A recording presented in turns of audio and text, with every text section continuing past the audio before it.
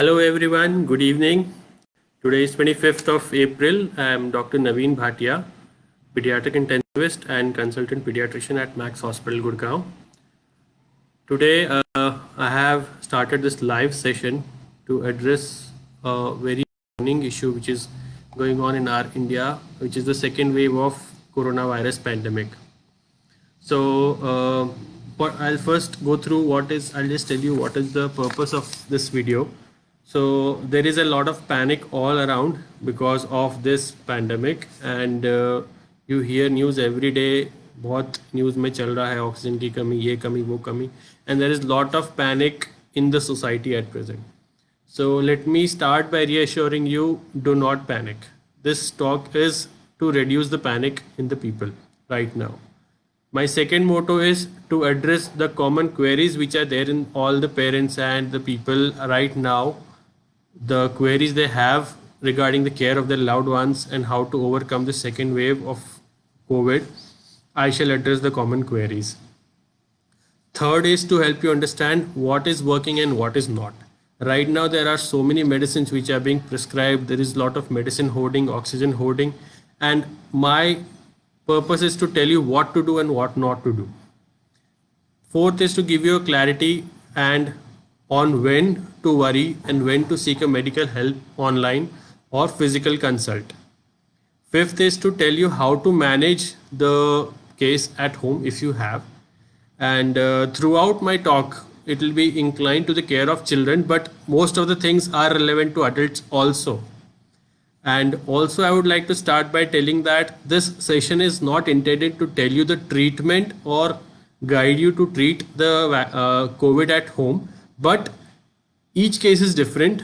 Most of the things will be of help to you and each scenario is different. So I would just say that you need to have a consultation with doctor also, but these things also are going to help you a lot in this management.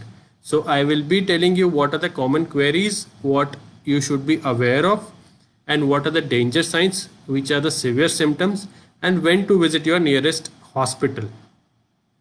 So let's start the session, and throughout the session there might be so many questions which you might already get an answer to, but even if you have any questions, do let us know in the comment section. I'll address all the questions by the end of the session.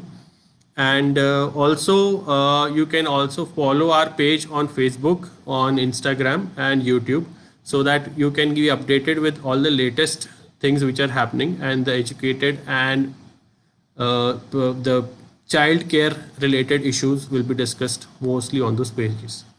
So let's begin. So सबसे पहले ये what is the reason for second wave? ये second wave क्यों आई है? इसके दो बड़े कारण हैं. पहला कारण है पैंडमिक फटीग. जब एक पैंडमिक बहुत लंबा चलता है, ऑलमोस्ट 1 साल हो गया इस पैंडमिक को चलते हुए, लोग थोड़ी अपनी जो स्ट्रिक्टनेस होती है मास्क पहनने की, सोशल डिस्टेंसिंग की, वो कम कर देते हैं, उससे थक जाते हैं और उसके बाद वो सब चीज़ें छोड़ के सारे प्रिकॉशंस छोड़ देते हैं. That is the time when second pandemic always comes. Second reason is there is a mutation in the virus, that is double mutation. At times अभी ट्रिपल म्यूटेशन की भी खबरें आ रही हैं. सो वायरस ने अपने आप में कुछ चेंज किया है जिसकी वजह से थोड़ा और ये वेव बड़ी है. ठीक है. So next thing I am going to address is के क्या हुआ है डबल म्यूटेशन होने के बाद वायरस में, क्या हुआ है और ये सेकेंड वेव जो है फर्स्ट वेव से डिफरेंट कैसे है. पहला, सेकेंड वेव में बच्चे ज़्यादा इफेक्ट हो रहे हैं. यूएस में जब सेकेंड वेव और इंडिया में सेकेंड वेव जब हम देख रहे हैं, सेकेंड वेव में बच्चे 20% ज़्यादा इन्फेक्ट हो रहे हैं इस डबल म्यूटेंट स्ट्रेन से. दूसरा, ये जो स्ट्रेन है ये काफ़ी इन्फेक्शियस है. मतलब जो R0 होता था पहले के एक बंदे से 1.5 बंदे, 2 बंदे, 3 बंदे को इन्फेक्शन हो सकता था, इसका R0 जो है काफ़ी हाई है. अभी जो देखा जा रहा है, अगर घर में किसी एक बंदे को अगर हुआ है कोविड ये वाला स्ट्रेन, तो मोस्टली विद इन 2-3 डेज पूरे घर को फैल जाता है वो. और तीसरी चीज़ ये है कि अब पहले जो था हम सोचते थे कि मोस्टली 65 अबव के लोग ज़्यादा इन्फेक्ट हो रहे थे, ज़्यादा सिक हो रहे थे. इसमें यंग पॉपुलेशन भी अफेक्ट हो रही है और यंग लोग भी काफ़ी सीरियस हो रहे हैं. चौथी चीज, इसमें कुछ नए सिम्टम हैं जो ज़्यादा प्रोमिनेंट है पुराने वाले स्ट्रेन के मुकाबले, जैसे कि बॉडी पेन है, आंखों में रेडनेस है, और ये फीवर काफ़ी लंबा भी चल रहा है और कॉम्प्लिकेशंस थोड़ा जल्दी देखी जा रही हैं। पांचवी चीज़ है कि ये वायरस स्ट्रेन जो है कितनी बार हमारा जो गोल्ड स्टैंडर्ड टेस्ट था RT-PCR उसको चकमा दे देता है, कितनी बार वो नेगेटिव आ रहा है जबकि पेशेंट को एक्चुअली सिम्टम्स भी हैं और कोविड है। कितनी बार ये होता है कि हमने RT-PCR करा, वो नेगेटिव आया, 4 दिन बाद CT स्कैन में इतना सीवियर स्कोर आया which is very typical of Covid pneumonia. तो कितनी बार ये वायरस आपके RT-PCR से भी एस्केप कर रहा है। और छठी बात यह है कि कितनी बार वैक्सीनेटेड लोगों के साथ भी ये वायरस इन्फेक्ट कर रहा है। सो वायरस की वैक्सीनेशन के अगेंस्ट एफिकेसी थोड़ी कम है। ठीक है, इसका मतलब ये नहीं कि वायरस वैक्सीन के इफेक्ट को एकदम न्यूट्रल कर रहा है। वैक्सीन का मतलब ये है कि आपको आपके शरीर में एंटीबॉडीज़ बन रही हैं जो वायरस के अगेंस्ट लड़ रही हैं। तो आपकी अंदर लड़ने में बॉडी के अंदर सेना ऑलरेडी तैयार है, ना कि वो सेना बनने का टाइम आपकी बॉडी लेगी। तो अगर आपको इन्फेक्शन होगा भी तो it will be a mild disease, most likely you won't need a ventilator और आप सीवियर डिजीज़ में नहीं जाएंगे। ठीक है, ठीक है। और ये सुनने के बाद आप हमेशा ये पूछेंगे, हर किसी के दिमाग में ये है कि ये वायरस से लोग ज़्यादा मर रहे हैं क्या? Is the virus strain more deadly? So answer to this is no. The virus is as deadly as it was earlier, but इनमें डेथ काफ़ी कम लोगों की होती है। आप कहेंगे आजकल डेथ तो काफ़ी ज़्यादा है, इतना रिकॉर्ड कभी भी नहीं आया।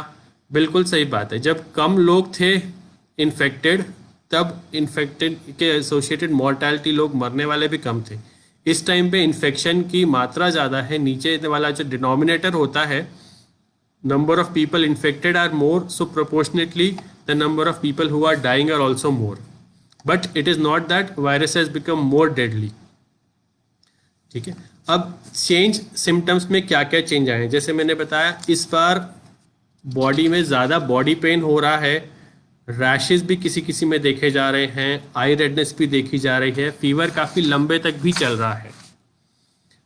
अब सिम्टम्स के साथ कॉम्प्लिकेशन भी थोड़ी जल्दी आ रही है। पहले हम लोग 7th-8th डे पे देखते थे, सेकेंड वीक हम बोलते थे काफ़ी कॉम्प्लिकेटेड होता है। कोविड के अंदर जो सेकेंड वीक होता है वही एक सबसे कॉम्प्लिकेटेड वाला फेस होता है, जहाँ पे पेशेंट आइदर रिकवर्स और गोज इनटू कॉम्प्लिकेशन।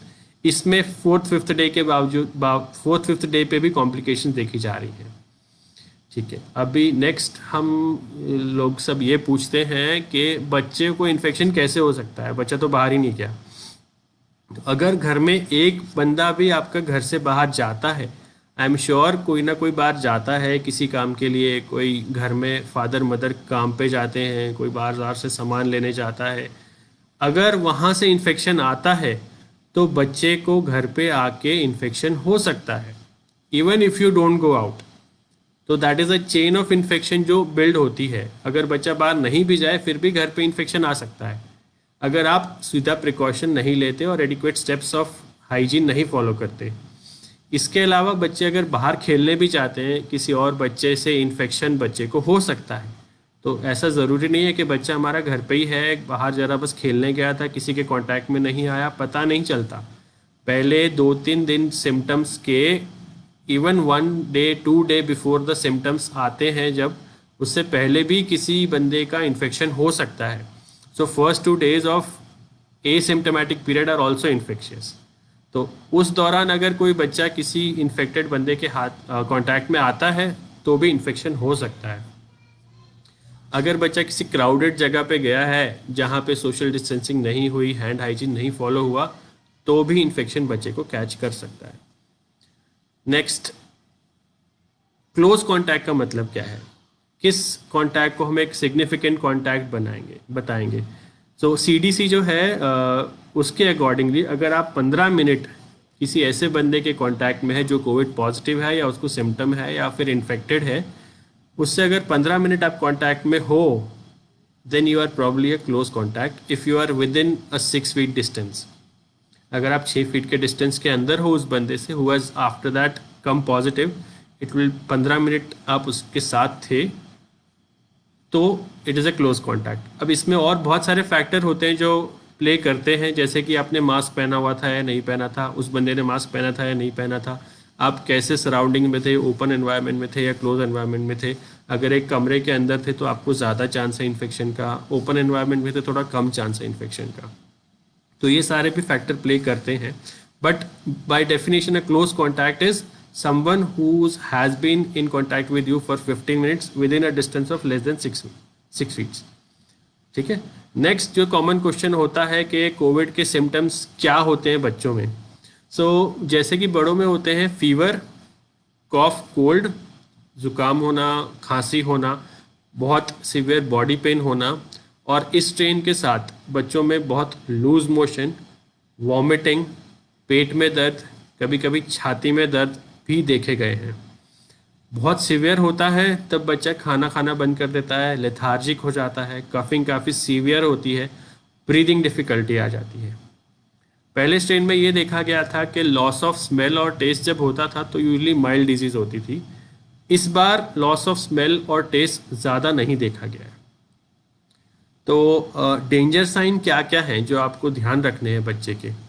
पहला तो ये है, अगर फीवर बहुत हाई है, हाई का मतलब 104 के ऊपर, अगर हाई फीवर परसिस्ट कर रहा है 3 दिन, it is a danger sign. 101 का fever is not a danger sign, 104 और 100 के नीचे तो फीवर भी नहीं है। बहुत लोग बोलते हैं 99 का फीवर आ रहा है, that is not a significant fever. By definition fever is 100.4 and above degree Fahrenheit. ठीक है। तो अगर फीवर इतना हाई परसिस्ट कर रहा है, बच्चे को ब्रीदिंग डिफ़िकल्टी हो रही है, बच्चे के हाथ पैर ठंडे हो रहे हैं या नीले पड़ रहे हैं या सफ़ेद हो रहे हैं, या बच्चे के छाती में गड्ढे पड़ रहे हैं, या बच्चा एकदम डल है, लेथार्जिक है, ढीला ढीला पड़ा है, तो ये सब वार्निंग साइन है। इन सब में आपको हॉस्पिटल तुरंत रश करना है।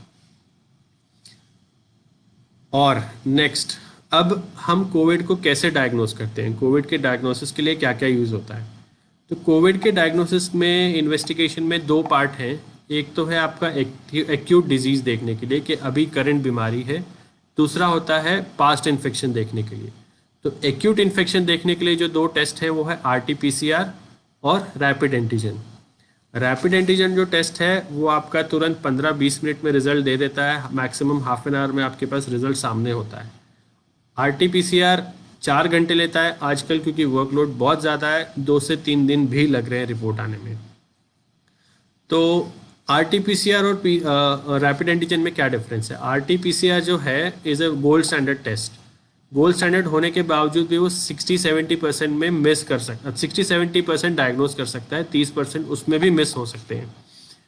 और दूसरा उसका बैकग्राउंड ये है कि वो अगर वायरस डेड भी है, अगर आप रिकवर हो चुके हो, आपके बॉडी ने वायरस से फाइट करके जीत भी ली है जंग, अगर डेड वायरस भी होगा तो भी RT-PCR में पॉजिटिव आएगा। RT-PCR क्या करता है, RT-PCR में हम वायरस की DNA मटेरियल देखते हैं, RNA जो है वायरस का, उसको रेप्लिकेट करके उसकी DNA की कॉपी बनती है और वो डिटेक्ट करते हैं। एंटीजन टेस्ट क्या है, एंटीजन टेस्ट में जो वायरस के ऊपर का एक सरफेस प्रोटीन है उसका टेस्ट किया जाता है। अब रैपिड एंटीजन के साथ क्या प्रॉब्लम है, रैपिड एंटीजन 50-60% ही सेंसिटिव है। इसका मतलब ये है कि आपको अगर इन्फेक्शन होगा तो 50-60% ही चांस है कि आपका इसमें पॉजिटिव आएगा। बट अगर आपका एंटीजन पॉजिटिव आया है, इसका मतलब आपका इन्फेक्शन ज़रूर है। सेंसिटिविटी जो है इसकी वो ऑलमोस्ट 90% है, स्पेसिफिसिटी जो है 50-60% है। ठीक है। अब कैसे क्या किया जाए, अगर हमने एंटीजन आज कराया, आज नेगेटिव आया, इसका मतलब ये नहीं है कि आपको इन्फेक्शन नहीं है। 2 दिन बाद अगर आपके सिम्टम भी आते हैं तो आपको RT-PCR कराना है, तब तक आपको ये नहीं समझना कि आपको इन्फेक्शन नहीं है। ये सबसे बड़ी प्रॉब्लम है जो आजकल लोग करते हैं। रैपिड एंटीजन तो नेगेटिव आया, मुझे कोई मास्क लगाने की ज़रूरत नहीं है, मुझे कोई आइसोलेशन की ज़रूरत नहीं है, इससे ही इन्फेक्शन फैलता है। अगर आपने मास्क नहीं लगाया, आप अपने घर वालों को ये इन्फेक्शन स्प्रेड कर सकते हैं, which is very fast these days. तो ये हुए 2 टेस्ट जो कॉमनली यूज़ हो रहे हैं। आजकल CB-NAT भी यूज़ हो रहा है, because labs are very full with the number of cases which we are getting for RT-PCR। Sample काफ़ी ज़्यादा है तो डिले बहुत हो रहा है। तो एक CB-NAT भी और टेस्ट है जो 4 घंटे में रिपोर्ट देता है, वो भी आजकल यूज़ में आ रहा है। अब इसके ऊपर क्या टेस्ट की ज़रूरत पड़ सकती है? अगर आपका बच्चा ठीक है, इसके ऊपर कोई टेस्ट की ज़रूरत नहीं पड़ेगी। रैपिड एंटीजन भी अगर पॉजिटिव आ गया, उसके ऊपर मोस्टली तो ज़रूरत नहीं पड़ेगी अनटिल आपके डॉक्टर को फील हो रहा है कि बच्चा नहीं थोड़ा सिक है और इन्वेस्टिगेशन की ज़रूरत है। उस केस में CBC जो बोलते हैं complete blood test, CRP, liver function, D dimer और फेरिटिन और IL-6, ये कुछ टेस्ट हैं, LDH भी एक, जिनमें जो बाद में आपको कराने पड़ सकते हैं, ये देखने के लिए कि आपका बॉडी कॉम्प्लिकेशन में जा रहा है या नहीं जा रहा। तो जो पहले था टाइम 7 दिन में कॉम्प्लिकेशन आने का, अब 5 दिन से शुरू हो रहा है। तो आइडियली आपको बच्चे को 3rd डे 7th डे एक बार डॉक्टर को ज़रूर दिखाना है, सो दैट कुछ भी अगर ट्रिगर हो रहा है कॉम्प्लिकेशन, जल्दी पकड़ में आ जाए, उसका जल्दी इलाज हो। That is the best time, वो आइडियल टाइम है, विंडो है टू स्टार्ट द ट्रीटमेंट। पहले 7 दिन में बच्चे की बॉडी वायरस से लड़ रही है, बड़ों की भी बॉडी वायरस से लड़ रही है, तब स्टेरॉयड देना हानिकारक है, क्योंकि आप अपनी बॉडी के वायरस से लड़ने की क्षमता को भी कम कर रहे हैं। 5वें 7वें दिन में क्या होता लगता है, या तो आपकी बॉडी वायरस से लड़के वायरस को ख़त्म कर चुकी है, या वायरस बॉडी से जीत चुका है। उस केस में क्या होता है, अपने अंदर की बॉडी के अंदर की इन्फ्लेमेटरी कैस्केड जो होता है वो शुरू हो जाता है, वो ऑर्गन डैमेज करना शुरू कर देता है। इस टाइम पे क्या काम कर रहा है, स्टेरॉयड। 5 to 7 डेज के बाद अगर आपने स्टेरॉयड चालू कर रहा है इस टाइम पे इन्फ्लेमेटरी कैस्केड देखते हुए, तो that will be very helpful. अगर आप लेट हो जाते हैं तो कैस्केड को सप्रेस करना और थोड़ा मुश्किल हो जाता है। तो इसीलिए 3rd day 7th day is very important in the management. That is the day you should be always consulting a doctor और सीइंग योर पीडियाट्रिशियन और फिजिशियन। ठीक है, अब घर में किसी को पॉजिटिव आया, मुझे टेस्ट कब कराना चाहिए? मेरे को अभी कोई सिम्टम नहीं है, मुझे टेस्ट कब कराना है? पहली बात, अगर आपके घर में कोई पॉजिटिव है, आप प्रिज्यूम करो कि आप भी कांटेक्ट में आ चुके हो और आप भी सेल्फ आइसोलेट कर लो। घर में 2 कमरे हैं, एक कमरे में जो पॉजिटिव आ चुका है, दूसरे कमरे में आप, विथ सेपरेट बाथरूम। जैसे ही आपको सिम्टम आता है, आप रैपिड एंटीजन टेस्ट कराओ। अगर पॉजिटिव आ गया, यू आर पॉजिटिव। RT-PCR अगर आपके यहाँ अवेलेबल है वो करा लो। पॉजिटिव आया, यू आर पॉजिटिव। नेगेटिव आया, still you continue to be in isolation till you find a week without symptom after the exposure. अगर आपने आज किसी पॉजिटिव बंदे से एक्सपोजर करा है, 7 दिन तक अगर आपको सिम्टम नहीं आए, only then you can presume कि आप नेगेटिव हो सकते हो, आपको इन्फेक्शन नहीं हुआ है।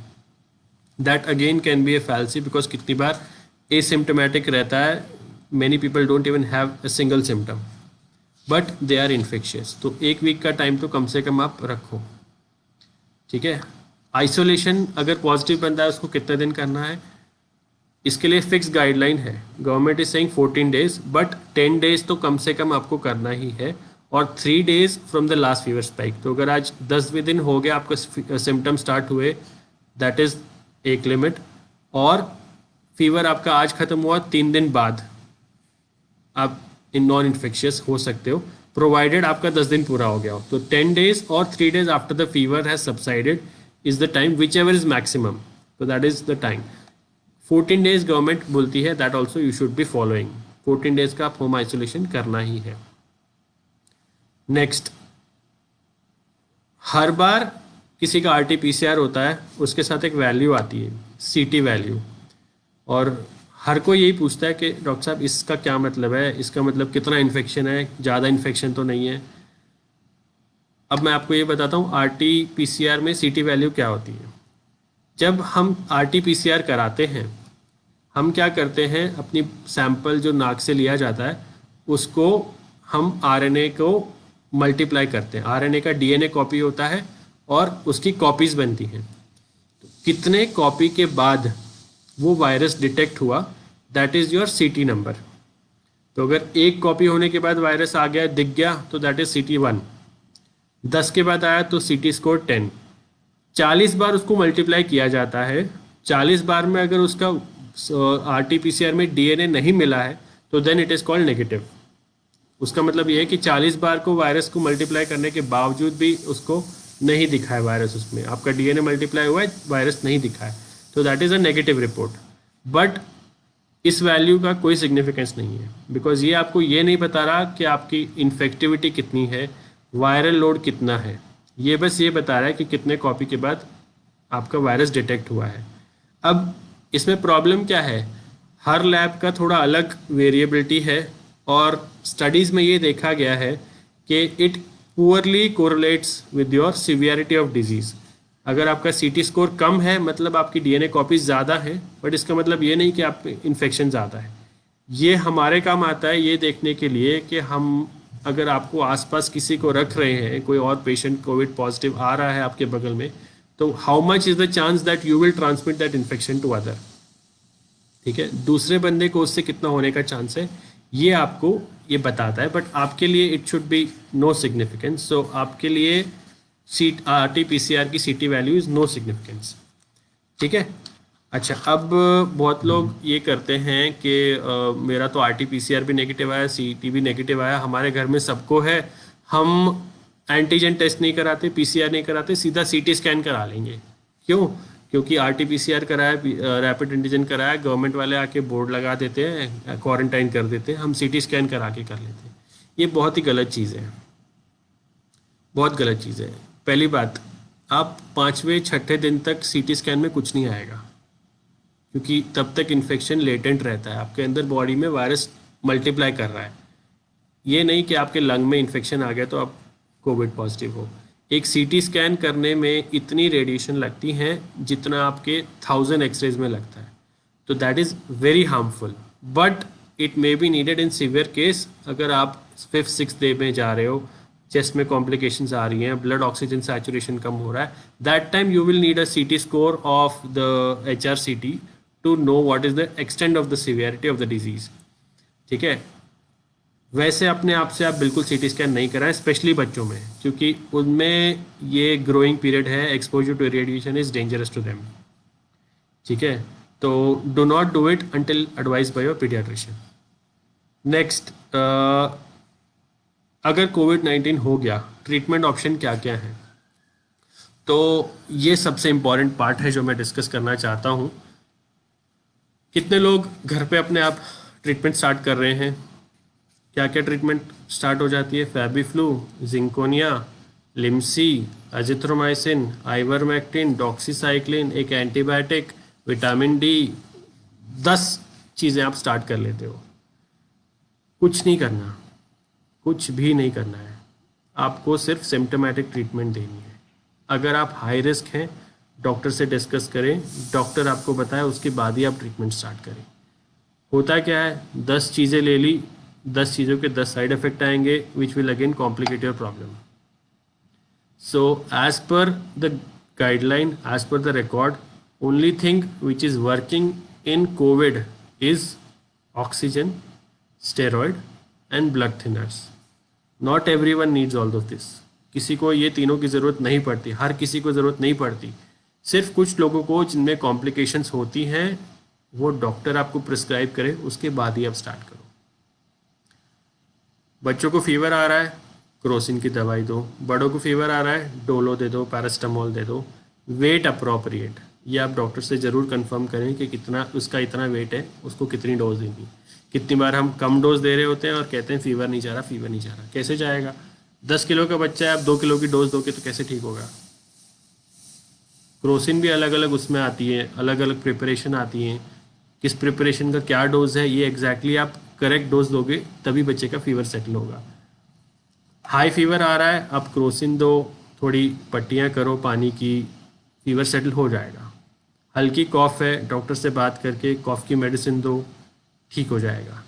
5-7 दिन पे फीवर यूजली सेटल हो जा रहा है, किसी किसी में लंबा भी चल रहा है।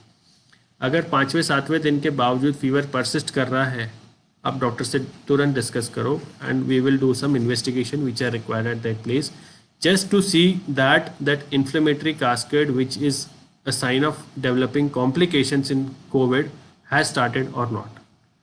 7th डे के बाद अगर आपका सिम्टम कम हो गया है, विदाउट मेडिसिन फीवर नहीं आ रहा है, that means you are on the way to recovery. अगर उसके बावजूद भी फीवर आ रहा है, फीवर परसिस्ट कर रहा है, you need to investigate, you need to be evaluated for developing complications. That has to be done by the doctor. ठीक है, अब क्या क्या दवाई काम कर रही है मैंने आपको बताया. Only steroid, that again is indicated only when your inflammatory cascade is triggered. अगर आपकी कॉम्प्लिकेशन आती हुई लग रही हैं ब्लड टेस्ट पे तो ही आप स्टेरॉइड स्टार्ट कर सकते हो. अगर आपने पहले स्टेरॉइड स्टार्ट कर दिया तो क्या होगा, आपकी बॉडी जो लड़ रही है वायरस से उसकी लड़ाई आप कम कर रहे हो. You will increase the chance of complication then. ठीक है, तो steroid are indicated only in specific condition, not to be started on your own. Second, Fabiflu. कहीं पे इसका क्लियर कट एविडेंस नहीं है कि ये हेल्प करता है या नहीं. हाँ, कुछ जगह पे छोटे ट्रायल में कुछ रिजल्ट आया है, बट वी कैन नॉट से कि दैट इज़ द ट्रीटमेंट और ये मैजिक ड्रग है. घर पे स्टॉक मत करो इसे, इसका कोई फ़ायदा नहीं है. Many of you will not need it. दूसरा, अजिथ्रोमाइसिन बैक्टीरियल दवाई है, बैक्टीरिया को मारती है, वायरस से क्या करेगी, कुछ नहीं करती है. चौथा, आइवरमेक्टिन कीड़े मारने की दवाई है, क्या करेगी, कुछ नहीं कर रही, कोई रोल नहीं है इसका. बहुत कम स्टडीज़ में देखा गया था पहले कि ये ट्रीटमेंट में हेल्प कर रही है, बट नहीं, जब हमने लार्ज स्केल में देखा वो डिफरेंस सिग्निफिकेंट नहीं था. So that is taken off as a treatment. Doxycycline India ने बहुत एक्सपोर्ट करी, no use, it is not working, it has no role, मत लीजिए. रेमडेसिविर, रेमडेसिविर काम कर रही है, बट इसका मतलब ये नहीं है कि रेमडेसिविर इलाज है. रेमडेसिविर क्या कर रही है, जो आपका हॉस्पिटल स्टे है या ट्रीटमेंट का ड्यूरेशन है उसको शॉर्टन कर रही है. अगर आपका इन्फ्लेमेटरी कास्केड ट्रिगर हो रहा है, ये इन्फ्लेमेटरी कास्केड को कम करती है. ठीक है, अगर आपका ट्रिगर हो चुका है इसका फ़र्क, इसका अफेक्ट नहीं आएगा. इफ़ यू से 10th डे पे रेमडेसिविर देना है, no use. 7th day, yes it may. 5th day inflammatory cascade trigger हो चुका है, remdesivir yes may help. But अगर आपको नहीं मिल रही, don't worry, don't buy it in black market. ये नहीं करेगी कि आपका मरता हुआ बंदा वापस आ जाएगा, नहीं, इससे कोई मरता हुआ बंदा वापस नहीं आएगा. कोई ट्रीटमेंट नहीं है, it is just preventing complication at an early stage. अगर आप लेट हो चुके हो, don't run for it. Market में 40,000 50,000 का एक वायल मिल रहा है, प्लीज़ डोंट बाय. अगर आपका डॉक्टर कह रहे हैं ज़रूरी है, ठीक है, मिल गया अच्छी बात है, नहीं मिला कोई बात नहीं. टॉसिलिजुमैब, जो टॉसिलिजुमैब बनाने वाली कंपनी है, उन्हीं का कहना है कि हमारी दवाई हमारे रिसर्च में पूरी तरह कारगर नहीं साबित हुई. समझ रहे हो, अगर कोई जो बना रहा है वही कह रहा है कि काम नहीं कर रही, तो आप क्यों इसके पीछे भाग रहे हो. कुछ कंडीशन में अभी भी उनके ट्रायल चल रहे हैं. तो if your doctor says the person may need tocilizumab, you may get it, but don't think that it is a wonder drug and it is going to prevent the death of the person or the drastic complications. ठीक है, और भी बहुत सारी treatment है, vitamin D, ये सारे, these are all no role, these are just supportive care. तो only thing which is the treatment is at present showing result is steroid. Blood thinner, blood thinner कब चाहिए, जब आपको डी डाइमर ज़्यादा है, body में क्लॉट हो रहे हैं, क्योंकि जो डेथ का कारण होता है कोविड में, डेथ का कारण होता है कि जो आपके लंग्स हैं उसमें क्लॉट हो गया, ब्लड का क्लॉट हो गया. ये कब होता है, जब इन्फ्लेमेटरी कास्केड ट्रिगर हो चुका है, डी डाइमर आपका काफ़ी हाई है, तब ये होता है. अगर आपका डी डाइमर नॉर्मल है, you probably will not need it. और आपका ये 2 ड्रग हैं जो काम कर रही हैं इस टाइम पे. ठीक है, अब मोस्ट कॉमन जो हम कहते हैं कि अगर घर में कोविड पॉजिटिव है तो हमें क्या प्रिकॉशन लेनी है. पहली बात, डू नॉट पैनिक, डरने की कोई बात नहीं है. अगर आपको कोविड हो भी गया है घर में किसी को, 90% लोग रिकवर हो जाते हैं. 5% को ऑक्सीजन की ज़रूरत पड़ती है, 5% को वेंटिलेटर की ज़रूरत पड़ती है. You may probably not be one of them. Stay positive. मैं कह रहा हूँ जो पॉजिटिव ज़्यादा रहता है उसको बीमारी कम होती है. इसका मतलब ये नहीं कि आप अपने सिम्टम्स को नेगलेक्ट करें. कॉशियस रहें और अपनी मॉनिटरिंग करते रहें. मेडिकेशन जैसा डॉक्टर ने बताया वो रेगुलरली लो. ये नहीं कि कोई बात नहीं आज ले लेते हैं कल छोड़ देते हैं, पता नहीं काम करती नहीं करती, मेरे को टॉलरेट नहीं हो रही. अगर ऐसा है तो प्लीज़ डॉक्टर से डिस्कस करो और उसको सॉर्ट आउट करो. काफ़ी fluids low, plenty of fluids, hydration अच्छा रखो अपना, जितना आप हाइड्रेशन अच्छा रखोगे आपकी वीकनेस कम रहेगी and you will feel much better.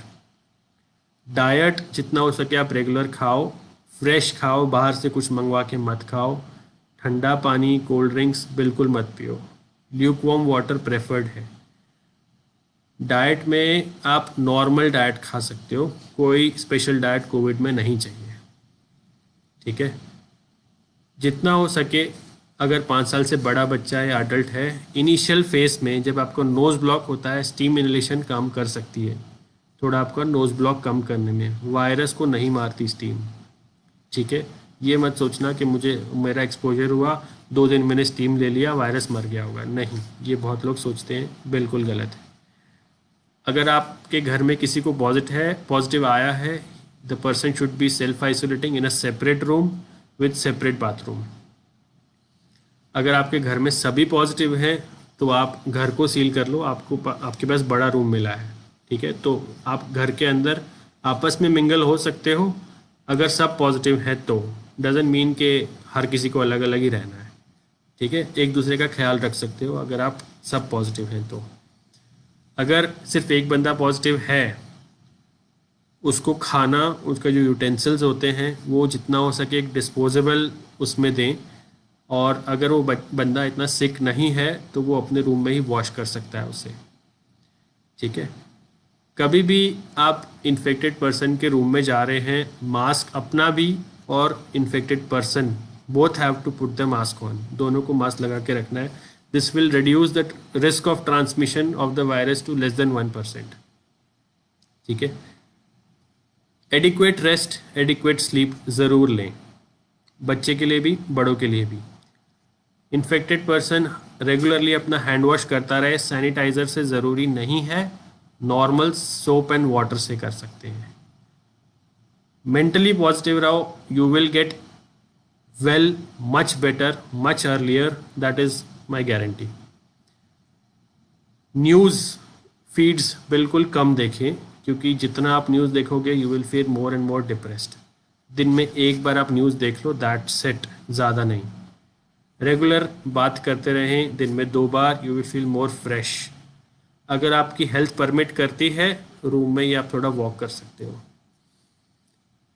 थोड़े बड़े लोग हैं, एल्डरली, उनके लिए एक टेस्ट है which is called 6 minute walk test. उसमें यह है कि आप 6 मिनट चल के अपना पल्स ऑक्सीमीटर पे आके सैचुरेशन चेक करें। अगर आपका सैचुरेशन पहले वॉक के पहले और वॉक के बाद 3 से 4% से ज़्यादा गिर रहा है, दैट मीन्स आपको थोड़ा हाइपोक्सिया डेवलप हो रहा है, you need to inform your doctor. दिन में 3 से 4 बार रीडिंग्स आप पल्स ऑक्सीमीटर से चेक करें, which will have your saturation and heart rate. Saturation ideally young people will have about 95, elderly है तो 93-94 तक जा सकता है, but you should be cautious. 93-94 में आप डॉक्टर से बात करिए। अगर आपका पहले 98 था, कम हो रहा है, बी कॉशियस, डॉक्टर को इन्फॉर्म करो। 90 से नीचे जो है, इमीडिएटली ऑक्सीजन की स्कैसिटी है आज, इफ़ पॉसिबल ऑक्सीजन दो और take the person to hospital.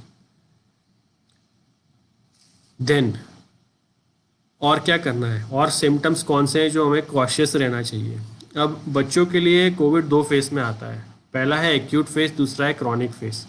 Acute face तब है जब आपके घर में फ्रेश इन्फेक्शन है, बच्चे को भी फ्रेश इन्फेक्शन हुआ है। इसके लिए जैसे मैंने बताया, कॉफ है, ब्रीदिंग डिफ़िकल्टी है, हार्ट रेट काफ़ी तेज़ जा रहा है।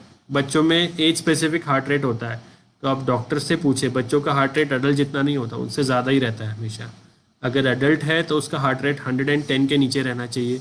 बच्चे का एज अप्रोप्रिएट हार्ट रेट आपके डॉक्टर से एक बार डिस्कस करें। कितनी बार बच्चों में क्या होता है, कोविड से रिकवर हो गए, बट अगले 1 महीना से लेके 3 महीने में कोई भी बुखार अगर आता है तो प्लीज़ आप डॉक्टर से कंसर्न करें। बच्चों में एक पोस्ट कोविड स्टेट है, जो पोस्ट कोविड बीमारी है जिसे कहते हैं MIS-C। वो एक जानलेवा बीमारी भी हो सकती है अगर जल्दी से पिकअप नहीं हुई तो।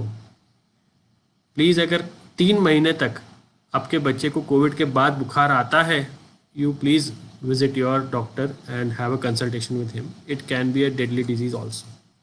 क्या क्या देखना है? फीवर आ रहा है, बुखार के साथ पेट में दर्द हो रही है, ब्रीदिंग डिफिकल्टी हो रही है, ब्लड आ रहा है कहीं से, that is a warning sign, you need to see. ठीक है। नेक्स्ट, आपको हॉस्पिटल कब जाना है? When do you rush to hospital? अगर आपका परसिस्टेंट फीवर 101 3 दिन से ज़्यादा जा रहा है, आपके डॉक्टर ने बोला है you are not looking good, rush to hospital. Breathlessness हो रहा है, एयर हंगर हो रहा है, फास्ट ब्रीदिंग हो रही है, रश टू हॉस्पिटल। खांसी में, स्पूटम में ब्लड आ रहा है, you need to rush to hospital. Confusion state हो रहा है, कुछ भी ठीक से समझ नहीं आ रहा, चक्कर चक्कर सा आ रहा है, धुंधला धुंधला सा हो रहा है, consult doctor, rush to hospital. पेट में बहुत दर्द हो रहा है, सीवियर पेन एब्डोमेन है, डॉक्टर से बात करो, if needed we will tell you what to do उसके बाद। आपका हार्ट रेट अगर 110 से जा रहा है, अडल्ट में 110 से ज़्यादा है, फीवर सेटल होने के बावजूद भी, जितना आपका बॉडी का टेम्परेचर ज़्यादा होगा 98.6 से, हर 1 डिग्री पे आपका हार्ट रेट 10 से ऊपर जा सकता है। तो जब फीवर सेटल हो गया है तब हार्ट रेट आप उसको देखेंगे 110 के ऊपर। यूरिन कम हो रहा है, it is a warning sign, doctor से डिस्कस करें। डिस्कलरेशन ऑफ लिप और स्किन, आपका होठों का रंग नीला पड़ रहा है, हाथ पैर ठंडे पड़ रहे हैं, हाथ एकदम सफ़ेद सा हो रहा है, that is a warning sign, you rush to hospital. ठीक है। अब what are the critical periods in timeline of covid? Covid के ट्रीटमेंट में, कोविड की बीमारी में कौन सा टाइम काफ़ी क्रिटिकल है?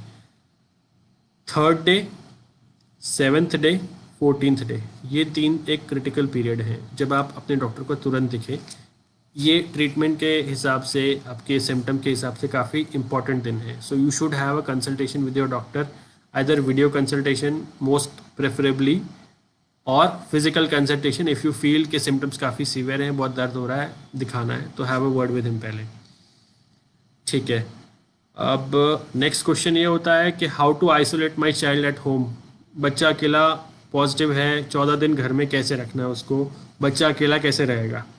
अब अगर आपके बच्चे को इन्फेक्शन हुआ है, most likely one of the parent और one of the family member is also having symptoms and also positive. कितने बच्चे को अकेले बाहर से तो इन्फेक्शन आता नहीं है, अगर आया है तो आप फैमिली मेम्बर्स में से फादर मदर बिल्कुल अपना टेस्ट कराएं, जो भी पॉजिटिव है वो बच्चे के साथ रहेगा, provided you are able to take care of the child. आप इतने सिक नहीं होने चाहिए कि आप बच्चे का ध्यान नहीं रख पाए। ठीक है। 14 डेज का आइसोलेशन बच्चे के लिए करना है, it must be either with the parent. और सबसे बड़ी गलती, नेक्स्ट क्वेश्चन में आता हूँ मैं, जो लोग करते हैं, अब हर किसी का ये कहना होता है मेरे घर में ना सबको कोविड है, मेरे बच्चे को मैं अपने रिलेटिव के यहाँ भेज दूँ, वहाँ पे देख लेंगे बच्चे को, बच्चे का कोई सिम्टम नहीं है, बच्चे का नेगेटिव आया है। बिल्कुल गलत बात। अगर आपके बच्चे का नेगेटिव आया है, RT-PCR भी 30% चांस हो सकता है कि बच्चे को हुआ है, रैपिड एंटीजन 50% चांस है कि बच्चा इज़ पॉजिटिव, 2 सिम्टम नहीं है, बच्चे मोस्टली एसिम्टोमेटिक होते हैं। अब आपने इस बच्चे को किसी रिलेटिव के यहाँ भेज दिया, भले बंदे ने ले भी लिया, there is a very high chance that आप इन्फेक्शन दूसरे घर में ट्रांसमिट कर चुके हो। दादा दादी नाना नानी के घर बिल्कुल नहीं भेजो, हाई रिस्क एज ग्रुप हैं, उनको इन्फेक्शन होगा तो दे विल मोर सिवियर। तो अगर आपके बच्चे को सिम्टम नहीं है, बच्चे का एंटीजन टेस्ट भी नेगेटिव है, घर में सबको है, बच्चे को अपने साथ ही रखो, बिल्कुल अपने साथ रखो, कहीं किसी के यहाँ नहीं भेजना है। ठीक है। आप एक घर से दूसरे घर में वायरस को भेज रहे हो, वो एक ट्रांसमिशन की चेन को बनाए रखता है, you are not cutting down the transmission. Next question है कि माय वाइफ जस्ट डिलीवर्ड, की बीवी को अभी डिलीवरी हुई है, बीवी बच्चे की जस्ट अभी माँ बनी है, क्या वो बच्चे को ब्रेस्ट फीडिंग कर सकते हैं? बिल्कुल कर सकते हैं और बिल्कुल करना है। ठीक है। न्यूबॉर्न बेबी अगर होता भी है, एक्टिव फेस में मदर को कोविड के टाइम पे डिलीवरी हुई है, मदर कोविड पॉजिटिव थी, मोस्ट लाइकली बच्चे को हो सकता है, माइल्ड डिजीज़ हो सकती है। बट जब भी आप ब्रेस्ट फीडिंग कर रहे हैं, आप अपना रेगुलर हाथ सैनिटाइज करके, हैंड वॉश करके, फेस पे मास्क लगा के, हो सके तो एक शील्ड लगा के बच्चे को ब्रेस्ट फीड करा सकते हो।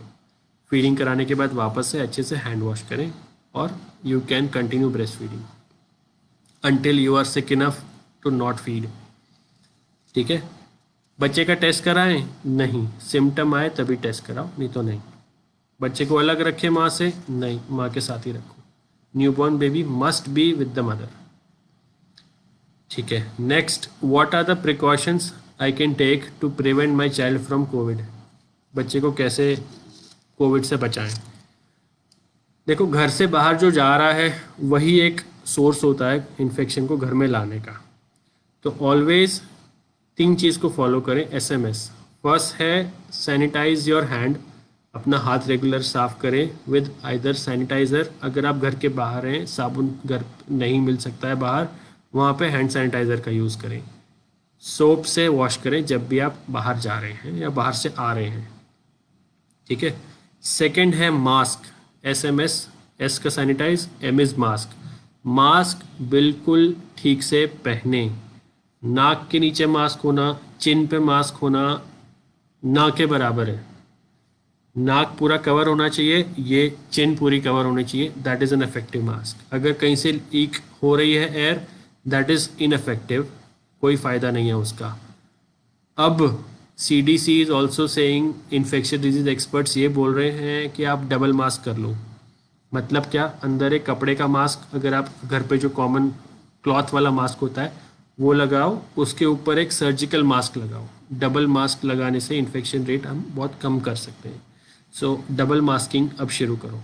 N95 और कॉमन मास्क जो कपड़े वाला मास्क है, नहीं, that will make you more breathless. Comfortable होता है, कितने लोग बोलते हैं मुझसे मास्क पहनना नहीं चाहते। कपड़े वाला मास्क कंफर्टेबल है, वो पहनो, उसके ऊपर सर्जिकल मास्क पहनो, do that. Third is social distancing. जितना हो सके बाहर जाना कम रखो, घूमना फिरना कुछ दिन के लिए बंद रखो। Avoid going to crowded places. Social distancing 6 feet का हमेशा बना के रखो। These are the most effective way. जब आप घर आते हो, I know it is very tempting as a father also कि आप, बच्चा भाग के आ रहा है, आप बच्चे को हक करो। Please avoid that, that is the way the child gets infected. बच्चे को दूर रखो, आप अपना हैंड वॉश करके आओ, हो सके तो फुल बात करके आओ। जो भी एरिया आपके बाहर एक्सपोज थे उनको अच्छे से सोप से क्लीन करके then you take the child. घर में किसी को ज़रा भी सिम्टम होते हैं, प्लीज़ छुपाओ मत अपने symptom. Identify, isolate and treat. That is the best way to avoid this chain of infection. Isolate, identify, isolate and contain. ये चीज़ होनी चाहिए सबसे पहले, जिससे हम बच्चे को इन्फेक्शन से प्रिवेंट कर सकते हैं। और एक चीज़, anyone who is eligible for vaccine should take vaccine. अगर आपके घर में जो है बंदे एल्डरली हैं या आपकी एज 45 के ऊपर है, अब गवर्नमेंट ने बोल दिया है 1 तारीख से 18 के ऊपर भी ले सकते हैं। Everyone should take vaccine. Vaccine के side effects negligible, may be there in 1%, 0.1% of the case, but still it is very much better than preventing you from a severe disease, which is right now the current issue in pandemic. Severe disease आपको नहीं होगी अगर आप vaccine ले लेते हैं तो। Next, multivitamin का क्या रोल है, बच्चे की इम्यूनिटी कैसे बढ़ाएं, बच्चा इन्फेक्शन नहीं पकड़े, क्या करें। सबसे अच्छा इम्यूनिटी होता है गुड डाइट, रेगुलर एक्सरसाइज, ये आप कराओ। बाकी सब डॉक्टर देते हैं, लिम्सी, जिंकोविट दे सकते हो, no harm, but don't overdo it. ये नहीं कि 15-15, 20-20 महीने हम जिंकोविट खा रहे हैं, 15-15, 20-20 दिन हम लिम्सी खा रहे हैं, मल्टीविटामिन खा रहे हैं, बिल्कुल नहीं। वो हर चीज़ की टॉक्सिसिटी होती है, मत करो ऐसा। अच्छे से हाइड्रेशन दो, रेगुलर बच्चे को एक्सरसाइज कराओ, उनके साथ बातें करो, spend time with them, that is the best immunity बढ़ाने की सोर्स। योगा कराओ, हल्की एक्सरसाइज कराओ, थोड़ा एजुकेट करो। A good mind is a good immunity system. Next, can children gate corona virus vaccine. अभी बच्चों के लिए वैक्सीन नहीं आई है, ट्रायल्स चल रहे हैं। कोवैक्सीन जो है भारत सीरम वाली, उसके ट्रायल्स चल रहे हैं। जैसे ही उसका अप्रूवल मिलता है बच्चों के लिए भी वैक्सीन आ जाएगी। मॉडर्ना, फाइज़र बच्चों के लिए चल रही है, but that is not available in India. Sputnik का भी अभी कोई एविडेंस नहीं आया है। whenever it is available for children, please get it vaccinated. Maybe by the end of this year or later half of this year it may be available for children. High risk patient कौन से हैं? जिसकी as 60 के ऊपर है, elderly, जिनको asthma है, hypertension है, ओबीज है मतलब जिन्हें मोटापा है, किसी को लंग प्रॉब्लम पहले से है या प्रेगनेंसी है। ये जो एज ग्रुप है ये हाई रिस्क एज ग्रुप है। प्लीज़ जितना हो सके इनसे अवॉइड रखें जो भी पॉजिटिव केस हैं। ये लोग हैं जो ज़्यादा कॉम्प्लिकेशन के रिस्क में जा सकते हैं। नेक्स्ट, प्रेगनेंसी के साथ क्या कॉम्प्लिकेशन हो सकती है? प्रेगनेंसी में you get more sick with covid and baby का डिलीवरी थोड़ा प्रीटर्म होने का रिस्क है। If you are in third trimester मतलब लास्ट के 3 महीने हैं आपके डिलीवरी को, तब अगर आपको कोविड होता है there is a good chance that, there is good भी नहीं, slight chance that you might get into a preterm labour, मतलब आपकी टाइम से पहले डिलीवरी हो सकती है। ठीक है। और नेक्स्ट, डॉक्टर साहब कोई दवाई बता दो, बाहर बहुत वो चल रहा है, दवाई नहीं मिल रही, कोई मैं दवाई इकट्ठी करके रख लूँ घर पे? कुछ नहीं, बुखार की दवाई क्रोसिन ला के रखो। आप दवाइयाँ होल्ड करके रखोगे, घर में स्टॉक करके रखोगे, मार्केट में शॉर्टेज होगी, जिसको ज़रूरत है उसको मार्केट में दवाई नहीं मिलेगी, 10 जाने और जाएंगी, आपके घर पे पड़ी दवाई वेस्ट हो जाएगी। डोंट होल्ड मेडिसिन, ना फैबी फ्लू ना क्रोसिन। आप सिर्फ क्रोसिन का एक पत्ता रखो, क्रोसिन की सिरप रखो बच्चे के लिए, बस। अच्छा, अब जो सबसे कॉमन चीज़ लोग करते हैं, मेरे को कोविड हुआ था, अब मैं कोविड से रिकवर हो गया हूँ, मुझे कोई सिम्टम नहीं है, टेस्ट करा के देख लूँ कि मैं रिकवर हो गया हूँ या नहीं। कोई टेस्ट कराने की ज़रूरत नहीं है। RT-PCR डेड वायरस को भी डिटेक्ट करता है। You may come positive for 3 months also even though you have recovered from Covid. तो there is no mandatory, no medical body recommends you to do a RT-PCR or any other test just to say that you are RT-PCR especially just to say that you have recovered from COVID. आपको देखना है आपकी body में कितनी, आपके शरीर में कितना एंटीबॉडी आया है। You can do the antibody test जो करा सकते हो आप। अच्छा, नेक्स्ट होता है कि किसी ने कोविड वैक्सीन एक लिया है, दूसरा डोज कब लेना है? बीच में अगर उसको इन्फेक्शन हो गया तो। अब इस सिचुएशन में अगर आपको इन्फेक्शन हुआ है कुछ, तो आपको आपकी पुराने वैक्सीन के डोज ने प्रोटेक्ट करा है, बट ये प्रोटेक्शन कितने टाइम रहती है वी स्टिल डोंट नो। आप अपना एंटीबॉडी टाइटर करा के देख सकते हो 1 महीने बाद। अगर टाइटर लो है, get your second vaccination dose done. अगर आपकी कोविशील्ड है, मैक्सिमम आप 3 महीने तक वेट कर सकते हो। कोवैक्सीन 1 हफ्ते बाद अगर आप ठीक हो रहे हो, you can just have antibody titre और सेकेंड डोज ले सकते हो। अच्छा, बच्चों को कितना कोविड के बारे में बताएं? डिपेंड करता है कि बच्चों को कितना अंडरस्टैंडिंग है डिजीज़ का। एज अप्रोप्रिएट आप बता सकते हो। अगर बच्चा आपका कोविड इतना छोटा है कि उसको कोविड क्या है ये भी नहीं पता, बात भी मत करो कोविड की। 5 साल से ऊपर है, उसको कोविड सुनाई दे रहा है, पूछता है क्या है, पहले उससे पूछो कि कोविड का आपको कितना पता है। जो गलत इन्फॉर्मेशन है उसे ठीक करो। ये ध्यान रखो कि बच्चे को डर ना लगे उससे। जितना बच्चा डरेगा उतना उसके लिए और एक पैनिक स्टेट बनेगा। ठीक है, तो जस्ट एज अप्रोप्रिएट बात करो। एल्डर है, थोड़ा ज़्यादा बड़ा बच्चा है, 18 ईयर, 17 ईयर, 16 ईयर, टीनेजर है, you can have an open conversation and at the end of conversation please tell your child कि I am there with you, कुछ भी होता है मुझे बताओ, we will get over it, stay positive. So that brings me to the end of my talk and now we will take up the questions जो आए हैं इसमें।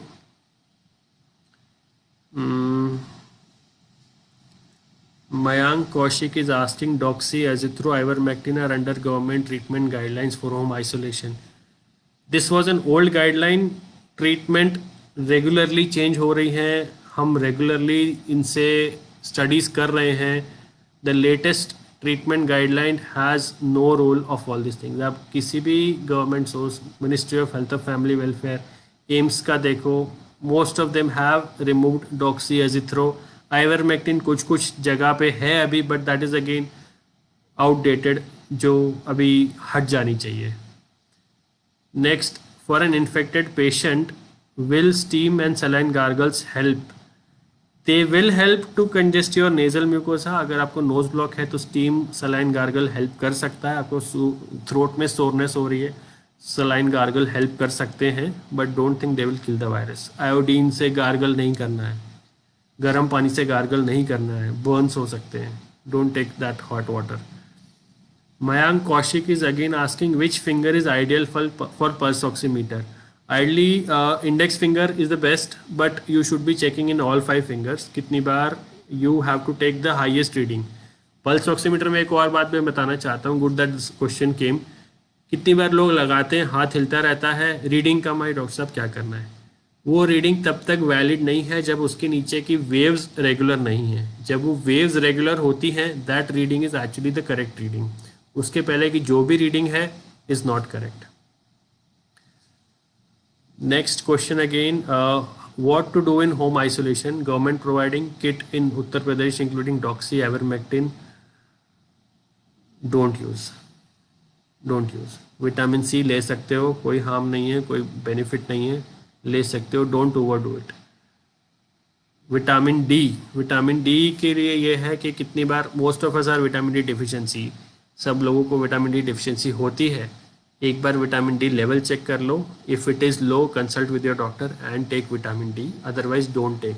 कितनी बार विटामिन डी के 60K वाले डोज लेके लोग हाइपर विटामिनोसिस डी में जाते हैं, which again is a complication. So avoid vitamin D unless your doctor tells you. Ideal SpO2 for paediatric age group 95 and above आपकी सैचुरेशन पीडियाट्रिक एज ग्रुप में रहनी चाहिए. How to clean a room of a covid isolated patient. Regular आप phenyl से कर सकते हो, hypochloride से कर सकते हो, एंड जो सरफेस रेगुलरली टच होते हैं उन्हें आप हैंड रब स्टेरिलियम से भी कर सकते हो clean. Next question is, sometime COVID can be asymptomatic. Yes, most of the time many people can also have asymptomatic COVID. They may just pass through the COVID without any symptoms. मुझे भी when I got my antibodies checked, I never had any symptom, but I came out to be positive. But it was mild antibody, which hardly protects you.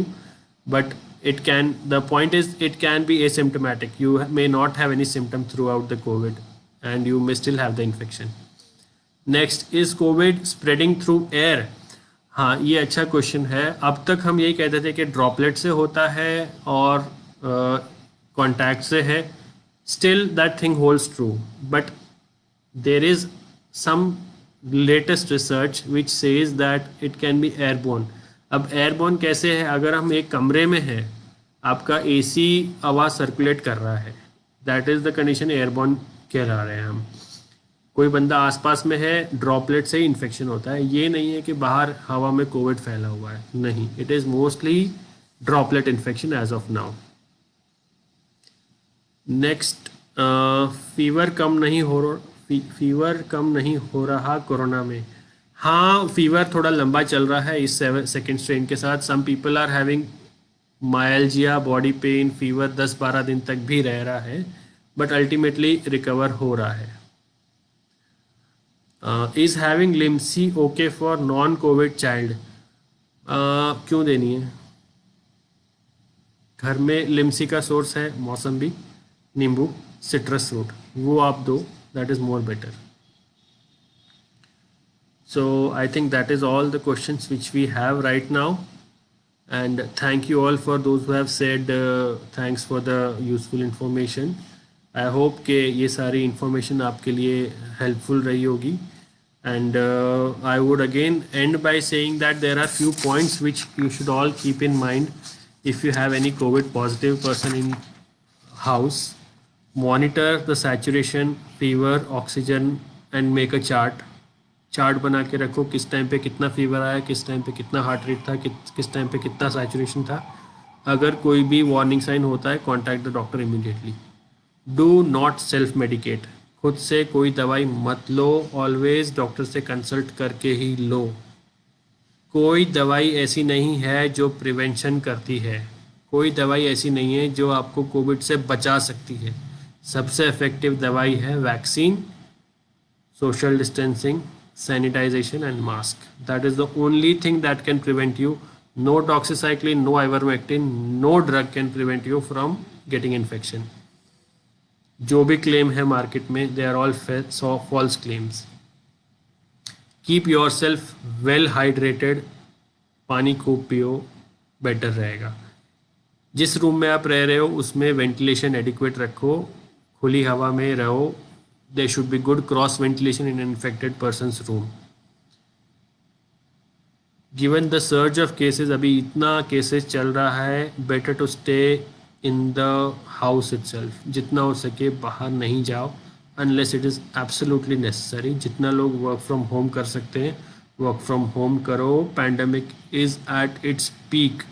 आज के दिन कल के दिन 3.5 lakh case India में आए हैं and this number is still going to go high till probably second week of May. तो अभी पीक आनी बाकी है. अभी हमारी ऐसी हालत है, health care system is क्रम्पलिंग.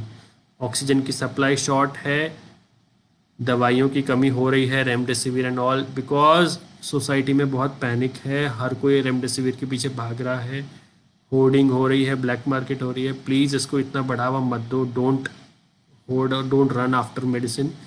Treatment की जब ज़रूरत होगी you will get only then. अगर आप घर पे होर्डिंग करोगे, जब ज़रूरत होगी तब नहीं मिल जाएगी.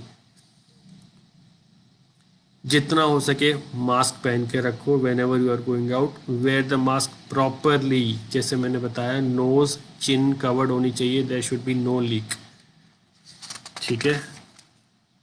नेक्स्ट एक और क्वेश्चन है, where can I see updated guidelines for COVID. देखो, गाइडलाइंस हर किसी की हैं. एम्स की गाइडलाइन है, गवर्नमेंट की गाइडलाइन है, CDC की गाइडलाइन है, WHO की गाइडलाइन है. हर गाइडलाइन रेगुलरली अपडेट होती है. So your doctor is the right person who should be seeing the guideline. आप जितना गाइडलाइन देखोगे आप परेशान ही होगे. आप पुरानी गाइडलाइन देख के पूछोगे ये ड्रग काम कर रही है, मैं ले लेता हूँ. नहीं, doctors are the one who are suppose to see and read through it, और वही आपको बेस्ट गाइड कर सकते हैं गाइडलाइन के बारे में. एक क्वेश्चन और आया है, Covid patient can use air conditioner. Yes, you can use air conditioner, कोई दिक्कत नहीं है. नेक्स्ट क्वेश्चन है, should be use a double mask now days.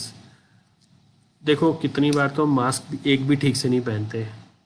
अब जो इन्फेक्शियस डिजीज़ एक्सपर्ट्स हैं वो ये कहते हैं डबल मास्क पहनो, because this infectious strain is more contagious. तो yes, they have started recommending a double mask.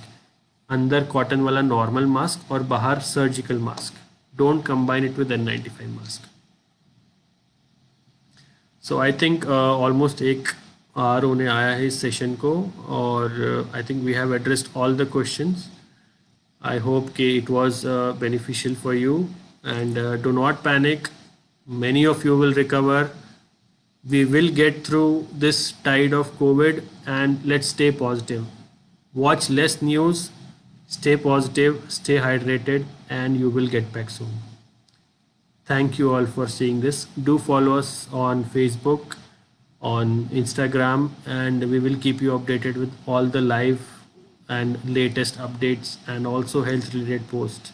So do follow us. Thank you all for watching the video.